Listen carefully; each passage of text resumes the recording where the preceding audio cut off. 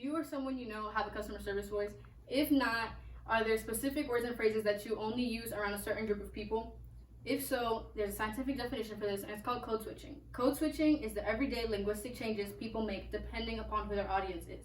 These changes include vocabulary, phrasing, sentence structure, and tone of voice.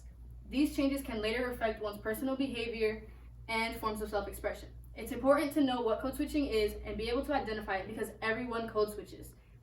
Understanding it can help you communicate better with others and give you a better sense of personal identity. In the next few minutes, we'll talk about what code switching is, why we code switch, and code switching's impact on individuals and society.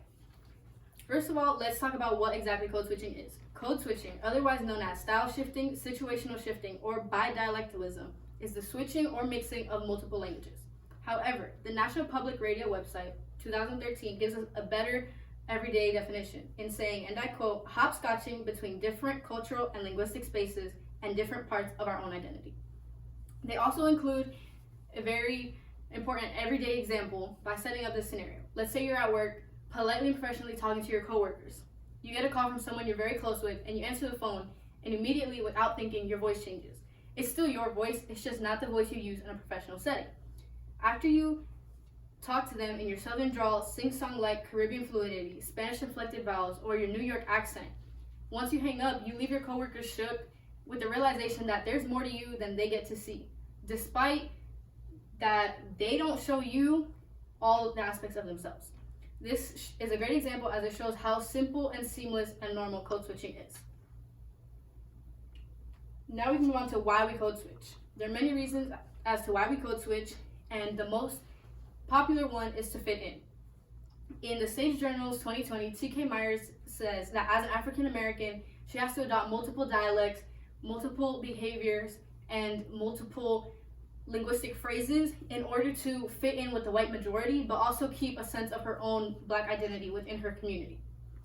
This is important because it's not only African Americans that are affected by code switching. Anyone who is multiracial, multilingual, or has multiple ethnic backgrounds, or even is just a minority in any majority group has to code switch. And they most often do choose to code switch because, of course, we all want to fit in. They choose to fit in and they'll change themselves to fit in with the majority that they are hanging out with. Code switching has both positive and negative effects on individuals and society. It aids in interpersonal communication and can lead to confusion or clarity when it comes to a sense of personal identity. The Journal of Multilingual and Multicultural Development did a study in Saudi Arabia because this area is home to many religions, many languages, and many different cultural backgrounds. They did a study in hospitals and asked healthcare workers how they felt about code switching. Most people said that they enjoyed code switching and that it was beneficial to their workplace. They said that it provided uniformity and that it decreased miscommunications and errors while on the job. However, code switching can also have detrimental effects, particularly in the areas of cultural diversity and a sense of self. Sage Journal's T.K. Myers says that she chooses not to code switch because she feels that if in certain situations only one kind of linguistic background or one culture's viewpoints is acceptable, that the Ebonics or Black English that is native to her and many African Americans is seen as uneducated or not accepted.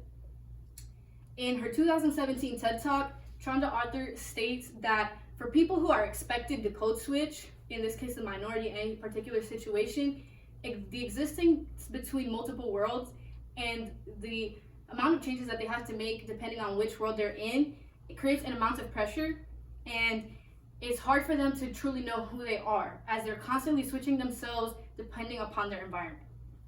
In this way, we can see that there's both positives and negatives to code switching. In conclusion, code switching is what we do when we linguistically want to fit in with a majority.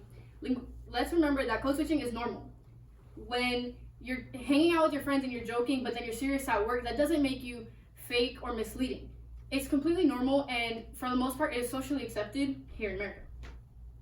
It helps natural communication, and multiple codes can coexist at one time or within a particular conversation. At the end of the day, code switching is both useful and harmful. and it helps us better communicate with each other and identify our own sense of self.